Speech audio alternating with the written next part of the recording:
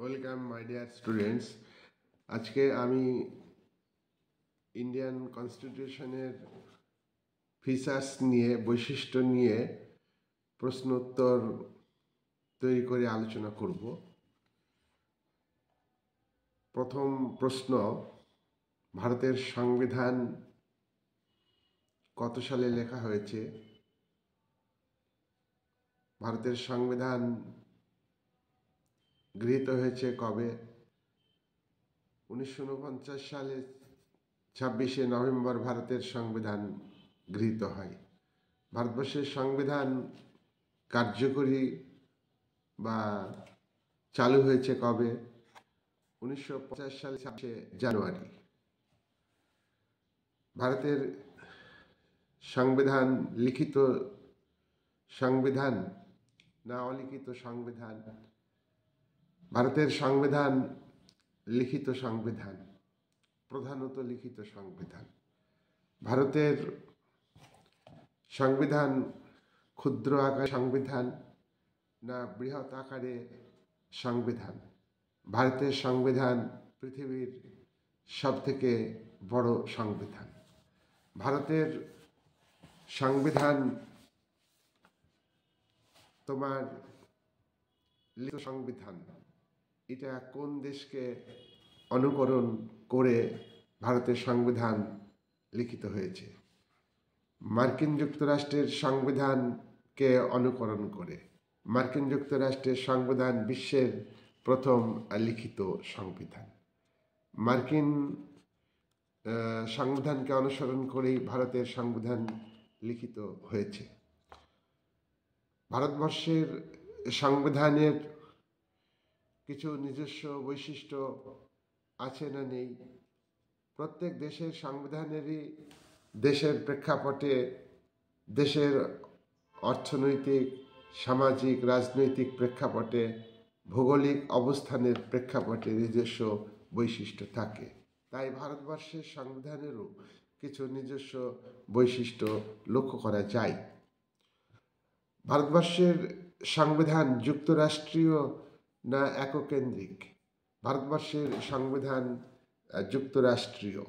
ভারতবর্ষে সংবিধানে কয় ধরনের সরকার রয়েছে? ভারতের সংবিধান হলো যুক্তরাষ্ট্রীয়। এখানে দুই প্রকারের সরকার আছে। একদিকে কেন্দ্রীয় সরকার, অন্যদিকে তোমার অঙ্গরাজ্যের সরকার।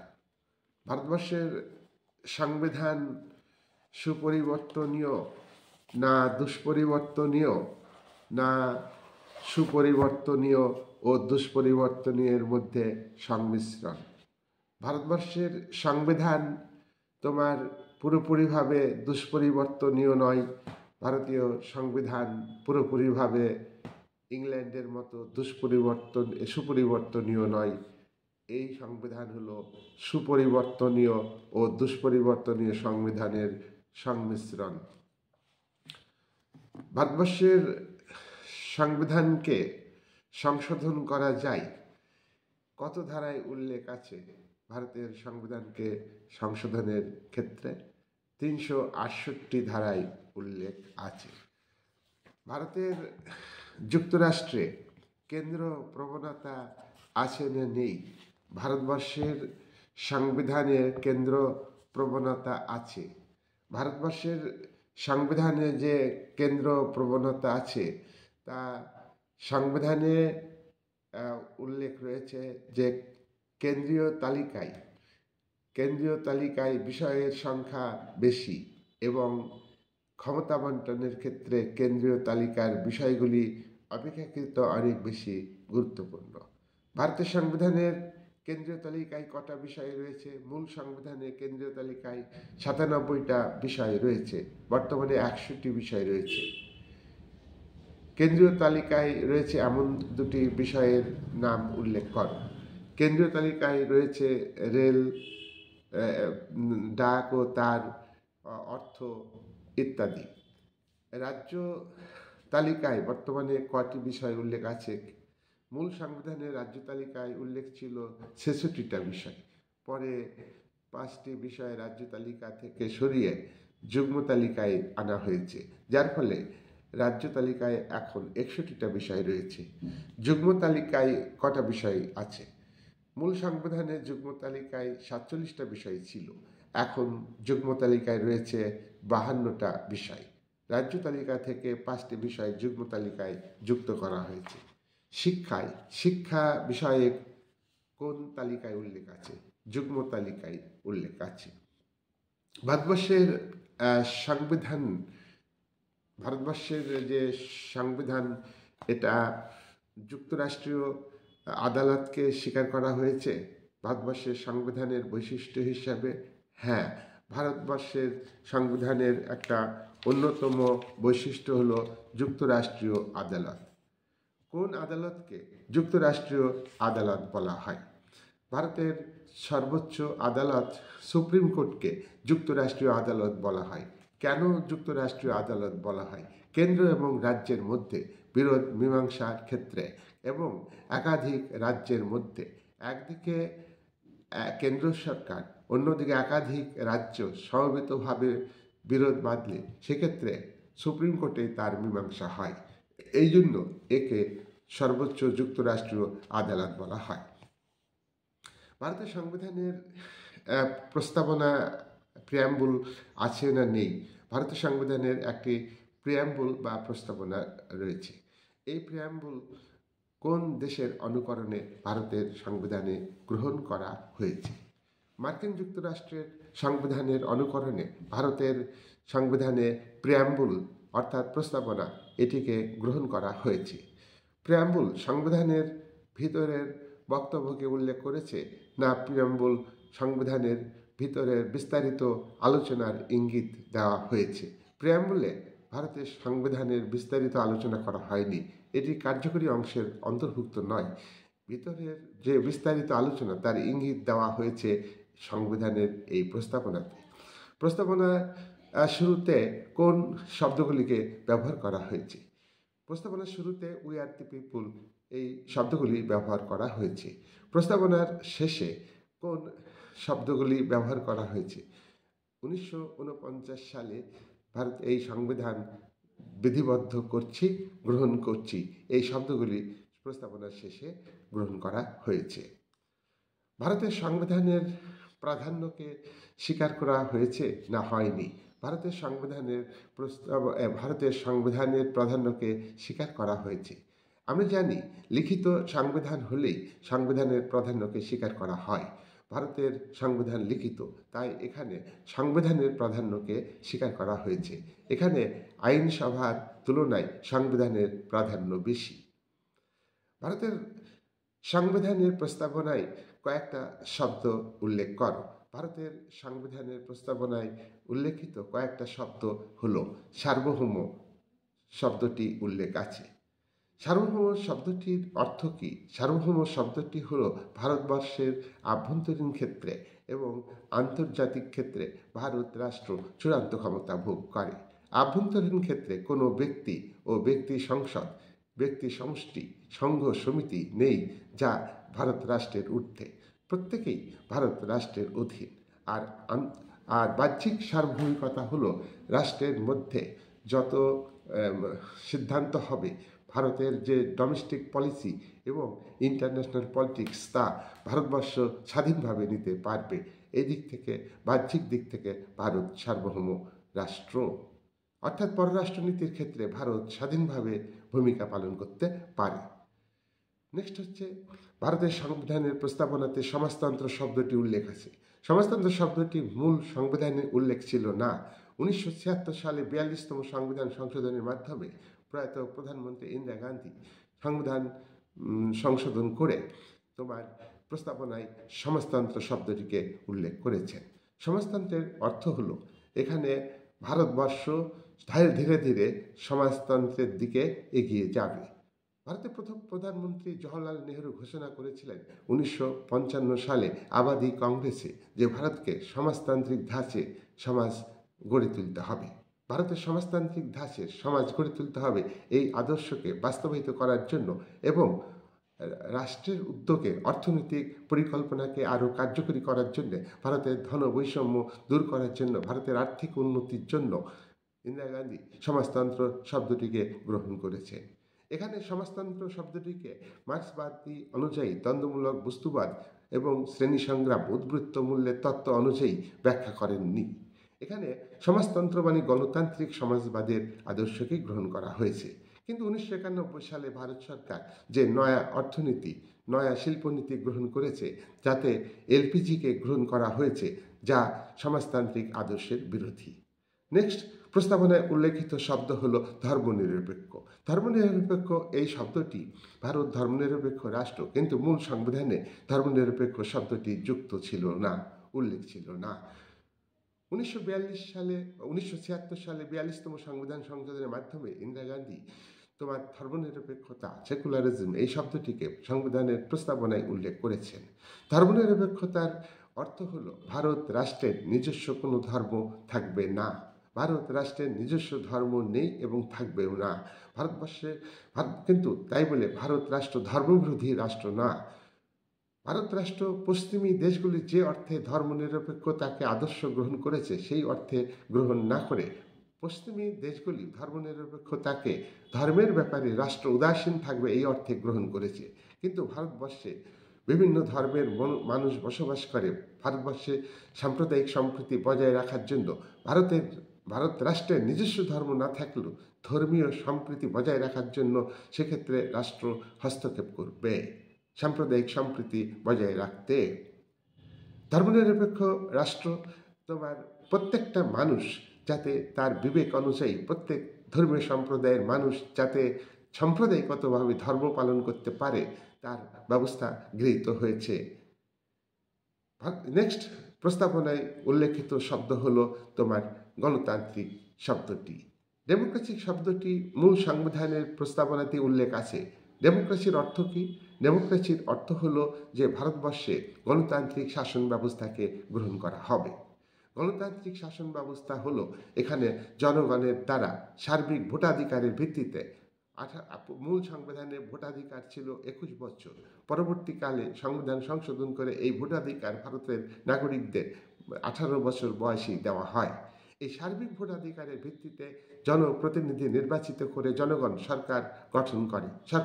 সরকারি কাজে জনগণ পরোক্ষভাবে শাসন কার্যে অংশগ্রহণ করে। এই ভারতবর্ষে যে গণতন্ত্র, সেটা হলো প্রতিনিধিত্বমূলক গণতন্ত্র। কিন্তু অনেকে অভিযোগ করেন যে এখানে যে ভোটাধিকার প্রয়োগের মাধ্যমে যে গণতান্ত্রিক সরকার প্রতিষ্ঠিত হয়েছে, এই সরকার মুষ্টিমেয় ব্যক্তির স্বার্থ রক্ষা করে। এখানে রাজনৈতিক যে গণতন্ত্র সেটা প্রতিষ্ঠিত হলেও, এখানে সামাজিক গণতন্ত্র প্রতিষ্ঠিত হলেও, এখানে কিন্তু অর্থনৈতিক গণতন্ত্র প্রতিষ্ঠিত হয়নি। ভারতে জাতীয় আয় বাড়লেও ধন বৈষম্য কমছে না। তাই ভারতবর্ষে প্রকৃত অর্থে যে গণতন্ত্র, সেই গণতন্ত্রকে গ্রহণ করা হয়নি। প্রকৃত গণতন্ত্র, গণতান্ত্রিক সমাজবাদের যে আদর্শ, সেটাকেও ভারতবর্ষের সংবিধানের সংশোধনের মধ্য দিয়ে এবং 1991 সালে নয়া উদারীকরণ অর্থাৎ এলপিজিকে লিবারালাইজেশন, প্রাইভেটাইজেশন এবং গ্লোবালাইজেশনের মাধ্যমে সমাজতান্ত্রিক আদর্শকে ত্যাগ করেছে ভারত সরকার। যাই হোক, গণতন্ত্রকে আরও বেশি সম্প্রসারিত করা দরকার। মুষ্টিমেয় ব্যক্তির মধ্যে কেন্দ্রীভূত না রেখে অর্থ বৈষম্য দূর করে এবং উৎপাদিত পণ্যের সমবন্টনের ব্যবস্থা গ্রহণ করে গণতন্ত্রকে সার্থক করা দরকার। নেক্সট, প্রস্তাবনায় উল্লেখিত শব্দ হচ্ছে সাধারণতন্ত্র, রিপাবলিক এই শব্দটির অর্থ হতো প্রজাতন্ত্র। ভারতবর্ষ রিপাবলিক বা প্রজাতান্ত্রিক রাষ্ট্র এই অর্থে যে ভারতের সর্বোচ্চ শাসক রাষ্ট্রপতি, তিনি পরোক্ষভাবে জনগণের ভোটে নির্বাচিত হন। রাষ্ট্রপতিকে নির্বাচিত করেন পার্লামেন্টের, লোকসভার নির্বাচিত সদস্য, পার্লামেন্টের উচ্চকক্ষ, রাজ্যসভার নির্বাচিত সদস্য, রাজ্য আইনসভার নির্বাচিত সদস্য। রাজ্য আইনসভাগুলির নির্বাচিত সদস্যরা রাষ্ট্রপতির ভোটে ভোট দেন এবং এইভাবে ভারতবর্ষের সর্বোচ্চ শাসক রাষ্ট্রপতি নির্বাচিত হন। এখানে ব্রিটেনের মতো রাজা বা রানী বংশানুক্রমিকভাবে ক্ষমতায় আসেন না। ব্রিটেনে গণতান্ত্রিক রাষ্ট্র হলো, ব্রিটেন প্রজাতান্ত্রিক রাষ্ট্র নয়। মার্কিন যুক্তরাষ্ট্র প্রজাতান্ত্রিক রাষ্ট্র, ফ্রান্স প্রজাতান্ত্রিক রাষ্ট্র, ভারত প্রজাতান্ত্রিক রাষ্ট্র। সুতরাং ভারতবর্ষের যে রিপাবলিক শব্দটি প্রস্তাবনায় উল্লেখ আছে তা বিশেষভাবে তাৎপর্যপূর্ণ। ভারতবর্ষের যে সংবিধান, এটা খুবই একটা গুরুত্বপূর্ণ সংবিধান। ব্রিটিশ শাসন কাঠামোর প্রভাব কি ভারতের সংবিধানের উপর পড়েছে? ব্রিটিশ শাসন কাঠামোর প্রভাব, অর্থাৎ ব্রিটিশ শাসনের প্রভাব ভারতের সংবিধানের উপর পড়েছে। ভারতবর্ষে 1909 সালে ব্রিটিশ আমলে যে পার্লামেন্ট সংস্কার আইন, তার প্রভাব পড়েছে। 1919 সালে মন্টেগু সেন্সফোর্ড আইন, তার প্রভাব পড়েছে। তারপর 1935 সালের ভারত শাসন আইনের প্রভাব ভারতবর্ষের সংবিধানের উপর পড়েছে। ভারতবর্ষের সংবিধানে নাগরিকদের, ভারতীয় নাগরিকদের মৌলিক অধিকার, ফান্ডামেন্টাল রাইটস উল্লেখ আছে না নেই? ভারতের সংবিধানের তৃতীয় অধ্যায়ে ভারতের নাগরিকদের জন্য মৌলিক অধিকার উল্লেখ আছে। এই মৌলিক অধিকার কত থেকে কত ধারায় উল্লেখ আছে? 12 থেকে 35 ধারায় উল্লেখ আছে। এই মৌলিক অধিকারের মূল বিষয়গুলো কি? ভারতীয় সংবিধানে উল্লেখিত মৌলিক অধিকারের মূল বিষয়গুলি হলো রাজনৈতিক ও কিছুটা সামাজিক। ভারতের মূল সংবিধানে কটি মৌলিক অধিকার উল্লেখ আছে? ভারতের মূল সংবিধানে 7টি মৌলিক অধিকার উল্লেখ ছিল। এই 7টি মৌলিক অধিকার কি কি ছিল? সাম্যের অধিকার, right to equality, right two freedom, স্বাধীনতার অধিকার, শোষণের বিরুদ্ধে অধিকার, ধর্মীয় স্বাধীনতার অধিকার, শিক্ষা ও সাংস্কৃতিক অধিকার, শাসনতান্ত্রিক প্রতিবিধানের অধিকার এবং সম্পত্তির অধিকার। 1978 সালে 44তম সংবিধান সংশোধনের মাধ্যমে সম্পত্তির অধিকার, রাইট টু প্রপার্টিকে সংবিধানের মৌলিক অধিকার থেকে বাদ দেওয়া হয়েছে, 3য় অধ্যায় থেকে বাদ দেওয়া হয়েছে। ভারতের সংবিধানে বর্তমানে কটি মৌলিক অধিকার উল্লেখ আছে? ভারতের সংবিধানে বর্তমানে 6টি মৌলিক অধিকার উল্লেখ আছে। সম্পত্তির অধিকার নাগরিকদের বিধিবদ্ধ অধিকার না মৌলিক অধিকার? বর্তমানে সম্পত্তির অধিকার বিধিবদ্ধ অধিকার, সাধারণ অধিকার, মৌলিক অধিকার নয়। কততম সংবিধান সংশোধনের মাধ্যমে ভারতের সম্পত্তির অধিকারকে বাদ দেওয়া হয়েছে? 44তম সংবিধান সংশোধনের মাধ্যমে 1978 সালে সম্পত্তির অধিকারকে মৌলিক অধিকারের অধ্যায় থেকে বাদ দেওয়া হয়েছে।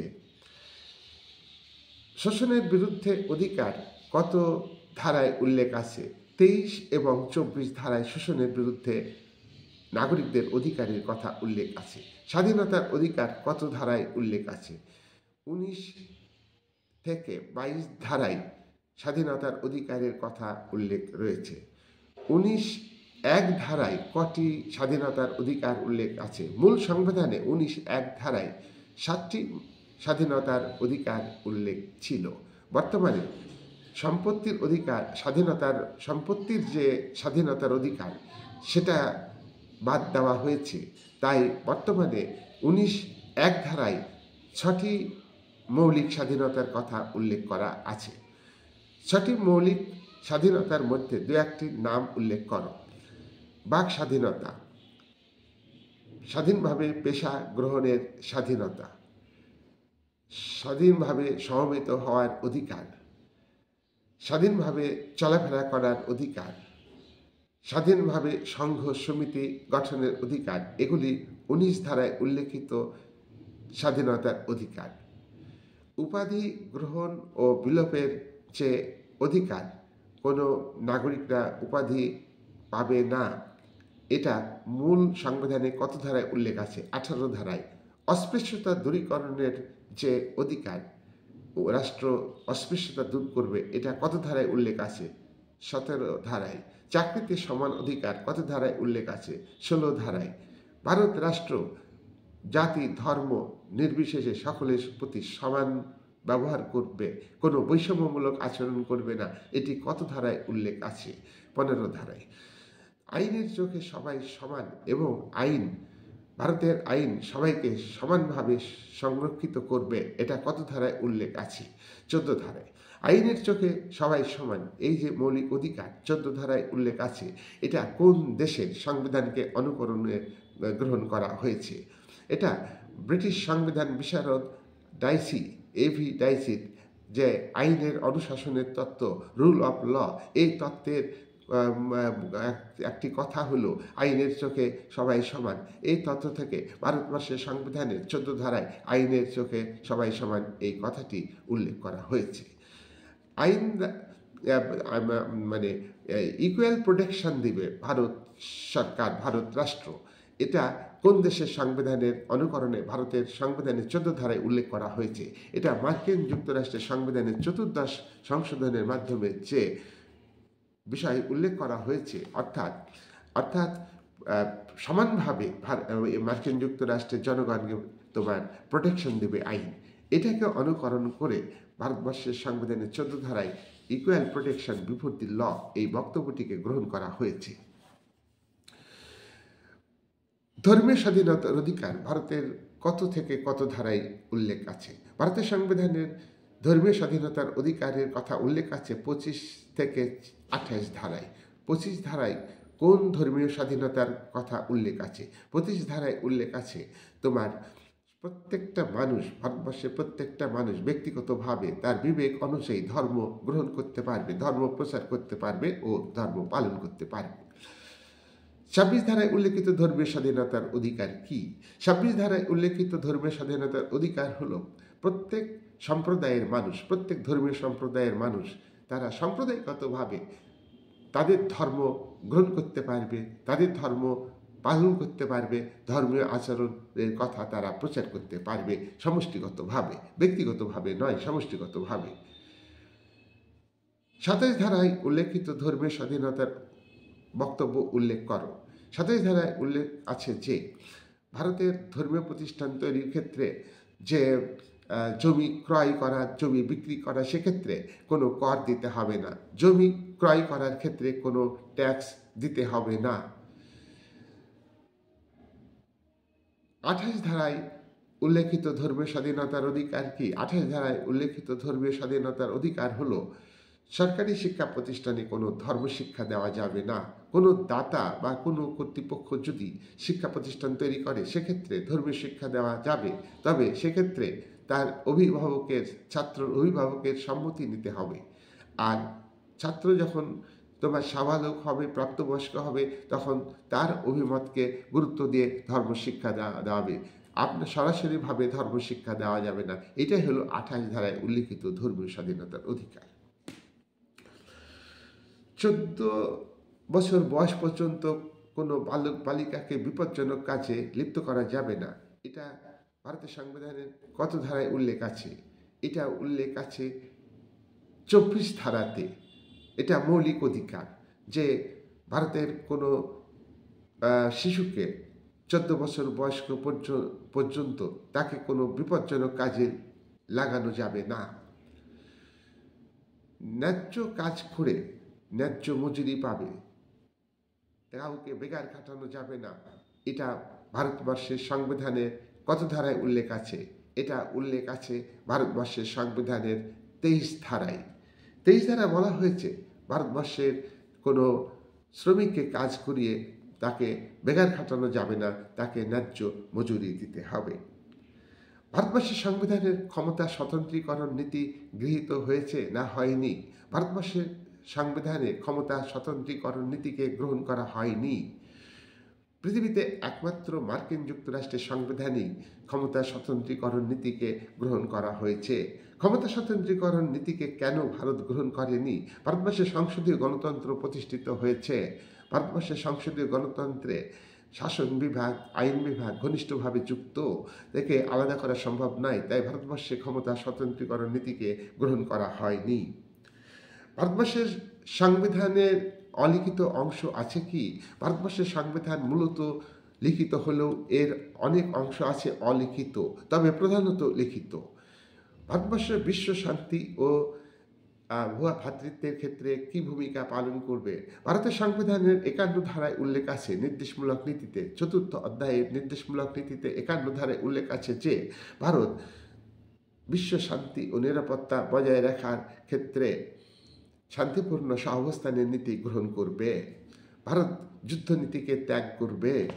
ভারতের সংবিধানে এটাকে উল্লেখ আছে যে এখানে তোমার নির্দেশমূলক নীতি, ভারতবর্ষের সংবিধানের 4th অধ্যায়ে উল্লেখ আছে, এখানে নির্দেশমূলক নীতির কথা উল্লেখ আছে। 4th অধ্যায়ে 36 থেকে 51 ধারায় কতগুলি নির্দেশমূলক নীতির কথা বলা হয়েছে। নির্দেশমূলক নীতির মূল কথা কি? নির্দেশমূলক নীতির মূল কথা হলো অর্থনৈতিক এবং সামাজিক এবং কিছুটা আন্তর্জাতিক। নির্দেশমূলক নীতির কয়েকটা বক্তব্য হলো যে ভারতবর্ষের সম্পদ যাতে মুষ্টিমেয় ব্যক্তির হাতে কেন্দ্রীভূত না হয় তার জন্য ভারত রাষ্ট্রকে নির্দেশ দেওয়া হয়েছে। নির্দেশমূলক নীতিতে বলা হয়েছে ভারত রাষ্ট্র নারী ও পুরুষের জন্য সমান কাজে সমান বেতন দিবে। নির্দেশমূলক নীতিতে বলা হয়েছে ভারত রাষ্ট্র ও তার সরকার কুটির শিল্পকে সম্প্রসারিত করবে। নির্দেশমূলক নীতিতে বলা হয়েছে সারা ভারতবর্ষে একই ধরনের ফৌজদারি আইনবিধি এবং তোমার এবং এবং দেওয়ানি আইনবিধি চালু করবে। নির্দেশমূলক নীতিতে বলা হয়েছে যে 14 বছর বয়স্ক শিশুদের বালক বালিকাদের তাদের প্রাথমিক শিক্ষাকে বাধ্যতামূলক করতে হবে, কিন্তু 2002 সালে এটাকে সংবিধান সংশোধন করে এটাকে একটা কর্তব্যের মধ্যে ফেলা হয়েছে। নাগরিকরা অর্থাৎ অভিভাবক তার শিশুকে সন্তানকে তোমার শিক্ষা গ্রহণ করাবে, সচেতন করবে। এই দায়িত্ব রাষ্ট্রের সংবিধান থেকে অভিভাবককে দেওয়া হয়েছে। নির্দেশমূলক নীতিতে বলা হয়েছে ভারতবর্ষ কৃষি প্রধান দেশ, তাই এখানে গবাদি পশু নিষিদ্ধ করার বিষয়ে রাষ্ট্র পদক্ষেপ গ্রহণ করতে পারবে। ভারতবর্ষের নির্দেশমূলক নীতিতে বলা হয়েছে মদ্যপান নিষিদ্ধের কথা, ভারত রাষ্ট্র আইন করে মদ্যপান বন্ধ করে দিতে পারবে। আন্তর্জাতিক ক্ষেত্রে আমি আগে আলোচনা করেছি, এগুলো হচ্ছে নির্দেশমূলক নীতি। তাহলে আমরা দেখছি যে নির্দেশমূলক নীতির মূল বক্তব্য অর্থনৈতিক বক্তব্য এবং সামাজিক বক্তব্য। নির্দেশমূলক নীতি এবং মৌলিক অধিকারের মধ্যে একটা পার্থক্য উল্লেখ করো। নির্দেশমূলক নীতি এবং মৌলিক অধিকারের মধ্যে পার্থক্য হলো যে মৌলিক অধিকার মূলত রাজনৈতিক বিষয়, কিছুটা সামাজিক। অন্যদিকে নির্দেশমূলক নীতি মূলত অর্থনৈতিক এবং সামাজিক আর কিছুটা আন্তর্জাতিক। নির্দেশমূলক নীতি আদালতে বলবৎযোগ্য নয়, মৌলিক অধিকার আদালতে বলবৎযোগ্য। মৌলিক অধিকার কেড়ে নিলে আদালতে জবাবদিহি করতে হবে। মৌলিক অধিকার রক্ষার জন্য ভারতের সুপ্রিম কোর্ট ব্যবস্থা নিতে পারবে। ভারতের সংবিধানের কত ধারায় উল্লেখ আছে? 32 ধারায়। মৌলিক অধিকার লঙ্ঘন করলে হাইকোর্ট রিট জারি করে নাগরিকদের মৌলিক অধিকার রক্ষা করতে পারবে। কত ধারায় উল্লেখ আছে? 226 ধারায়। সার্বিক ভোটাধিকারের কথা উল্লেখ আছে ভারতবর্ষের সংবিধানে। ভারতবর্ষের সংবিধানের এটা বৈশিষ্ট্য, সার্বিক ভোটাধিকারের কথা উল্লেখ আছে ভারতবর্ষের সংবিধানে। কত ধারায় উল্লেখ আছে? 326 ধারায়।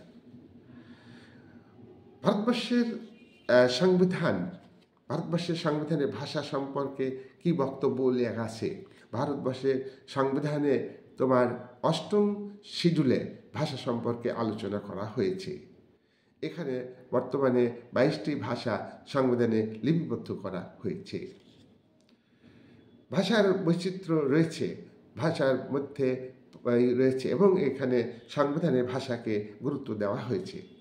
ভারতবর্ষের সংবিধানের বিশেষ সংরক্ষণের ব্যবস্থা আছে না নেই? ভারতবর্ষের সংবিধানের বিশেষ ব্যবস্থা সংরক্ষণের ব্যবস্থা আছে।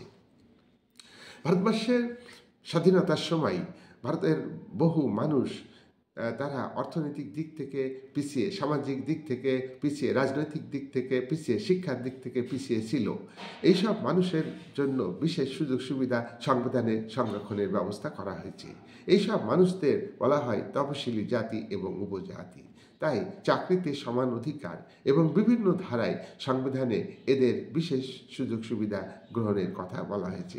এটা সাম্যনীতির বিরোধী। তফসিলি জাতি এবং উপজাতিদের ব্যবস্থা সংবিধানে গ্রহণ করা হয়েছে। তফসিলি জাতিদের জন্য 15% সংরক্ষণ এবং তপশিলি উপজাতি শিডিউল ট্রাইবদের জন্য 7.5% তোমার সংরক্ষণের ব্যবস্থা করা হয়েছে। মন্ডল কমিশনের রিপোর্ট অনুযায়ী আরও ওবিসি, আদার ব্যাকওয়ার্ড ক্লাসেস এদের জন্য 27% সংরক্ষণের ব্যবস্থা করা হয়েছে। সাম্প্রতিককালে আর্থিক মানদণ্ডের দারিদ্র্যের ভিত্তিতে 10% সংরক্ষণ করা হয়েছে, কিন্তু সুপ্রিম কোর্টের রায়ের প্রেক্ষাপটে বলা যায় যে কোনো মতেই তোমার সংরক্ষণ 50%-এর ঊর্ধ্বে হবে না, কিন্তু বর্তমানে 50%-এর ঊর্ধ্বে তোমার সংবিধানের সংরক্ষণের ব্যবস্থা আছে। নেক্সট হচ্ছে ভারতবর্ষের সংবিধানের যে তোমার জরুরি অবস্থা। ভারতের সংবিধানের অন্যতম বৈশিষ্ট্য জরুরি অবস্থা গ্রহণের ব্যবস্থা আছে। 352 ধারায় উল্লেখ আছে ভারতের রাষ্ট্রপতি জাতীয় জরুরি অবস্থা ঘোষণা করতে পারবে। যুদ্ধ বেঁধে গিয়েছে বা যুদ্ধের সম্ভাবনা আছে, যুদ্ধ হতে পারে, এই আশঙ্কায় রাষ্ট্রপতি যদি খুশি হন তাহলে ভারতে জাতীয় জরুরি অবস্থা ঘোষণা করতে পারবেন। এ পর্যন্ত ভারতে 3 বার জাতীয় জরুরি অবস্থা ঘোষিত হয়েছে। 1962 সালে চীন ভারত যুদ্ধের সময় জাতীয় জরুরি অবস্থা ঘোষণা করেন রাষ্ট্রপতি। 1971 সালে চীন ভারত পাকিস্তান যুদ্ধের সময় জাতীয় জরুরি অবস্থা ঘোষণা করেন রাষ্ট্রপতি। 1975 সালে আভ্যন্তরীণ কারণে জাতীয় জরুরি অবস্থা ঘোষিত হয়। ভারতবর্ষের সংবিধানে 356 ধারায় কি বক্তব্য উল্লেখ আছে? 356 ধারায় উল্লেখ আছে ভারতবর্ষের কোনো রাজ্য যদি সংবিধান সম্মতভাবে শাসন কার্য পরিচালিত করতে না পারে, সংবিধান ব্রেকডাউন হয়েছে, আইন শৃঙ্খলা বজায় রাখতে ব্যর্থ হয়েছে, সেই খবর রাষ্ট্রপতি যদি শোনেন এবং খুশি হন, এই রাজ্যের জন্য ভারতের রাষ্ট্রপতি 356 ধারা অনুযায়ী রাজ্যে শাসনতান্ত্রিক অচল অবস্থা সংক্রান্ত জরুরি অবস্থা ঘোষণা করতে পারেন। বহুবার রাজ্যে শাসনতান্ত্রিক জরুরি অবস্থা ঘোষিত হয়েছে। 360 ধারা অনুযায়ী আর্থিক জরুরি অবস্থা ঘোষণার কথা ভারতের সংবিধানে উল্লেখ আছে। 360 ধারা অনুযায়ী ভারতবর্ষের কোনো অংশে আর্থিক সুনাম নষ্ট হয়েছে এবং গোটা ভারতবর্ষের আর্থিক সংকট, ইকোনমিক্যাল ক্রাইসিস দেখা দিয়েছে, সেক্ষেত্রে জরুরি ভিত্তিতে রাষ্ট্রপতি জরুরি অবস্থা ঘোষণা করে অর্থ ব্যয় কমাতে নির্দেশ দিতে পারে। এ পর্যন্ত ভারতে তোমার আর্থিক জরুরি অবস্থা ঘোষিত হয়েছে কি? আজ পর্যন্ত ভারতে আর্থিক জরুরি অবস্থা ঘোষিত হয়নি। ভারতবর্ষের সংসদীয় গণতন্ত্র না রাষ্ট্রপতি শাসিত সরকারকে গ্রহণ করা হয়েছে? ভারতবর্ষে সংসদীয় গণতন্ত্রকে গ্রহণ করা হয়েছে। ভারতবর্ষের মূল ক্ষমতা ভারতের মন্ত্রিসভার, কেন্দ্রীয় মন্ত্রিসভার হাতে ন্যস্ত। রাজ্যগুলিতেও তোমার সংসদীয় গণতন্ত্রকে গ্রহণ করা হয়েছে। রাজ্যগুলিতেও মন্ত্রিসভার হাতে মূল ক্ষমতা রয়েছে। কেন্দ্রে রাষ্ট্রপতির নামে মাত্র শাসক, রাষ্ট্রপতির নামে কেন্দ্রীয় মন্ত্রিসভার নেতা বা নেত্রী, প্রধানমন্ত্রী, তিনি মূল ক্ষমতার অধিকারী বা মন্ত্রিসভা মূল ক্ষমতার অধিকারী। তাই ভারতে সংসদীয় গণতন্ত্র। রাজ্যের ক্ষেত্রে আমরা দেখব যে রাজ্যপাল সাংবিধানিক প্রধান, কিন্তু মূল ক্ষমতা তোমার রাজ্যের মন্ত্রিসভা তথা মুখ্যমন্ত্রীর হাতে ন্যস্ত। তাই ভারত সংসদীয় গণতন্ত্র, এখানে রাষ্ট্রপতি শাসিত সরকারকে গ্রহণ করা হয়নি। রাষ্ট্রপতি শাসিত সরকারকে আমরা কিভাবে উল্লেখ করব? রাষ্ট্রপতি শাসিত সরকারে তত্ত্বগতভাবে রাষ্ট্রপতি সর্বোচ্চ শাসক এবং তিনি প্রকৃত ক্ষমতার অধিকারী। রাষ্ট্রপতির নামে শাসন কার্য রাষ্ট্রপতি নিজেই পরিচালনা করবেন, এটাকে বলা হয় রাষ্ট্রপতি শাসিত সরকার। এটা মার্কিন যুক্তরাষ্ট্রে এই সিস্টেমকে গ্রহণ করা হয়েছে। মার্কিন যুক্তরাষ্ট্রে রাষ্ট্রপতি শাসিত সরকার চলছে। কোন দেশের সংবিধানে তোমার সংসদীয় গণতন্ত্র এবং রাষ্ট্রপতি শাসিত সরকার রয়েছে? মিশ্রণ রয়েছে। তোমার ফ্রান্সে রাষ্ট্রপতি শাসিত সরকারের বৈশিষ্ট্য রয়েছে। একদিকে রাষ্ট্রপতি কিছু কিছু ক্ষেত্রে ব্যাপক ক্ষমতার অধিকারী, অন্যদিকে সংসদীয় গণতন্ত্রের যে দৃষ্টান্ত অর্থাৎ মন্ত্রিসভা অর্থাৎ প্রধানমন্ত্রীর হাতেও অনেক ক্ষমতা আছে। সেখানে প্রধানমন্ত্রী ক্ষমতাশালী এবং রাষ্ট্রপতিও ক্ষমতাশালী। তাই ফ্রান্সে তোমার সংসদীয় গণতন্ত্র এবং রাষ্ট্রপতি শাসিত সরকারের সংমিশ্রণ আমরা লক্ষ্য করি।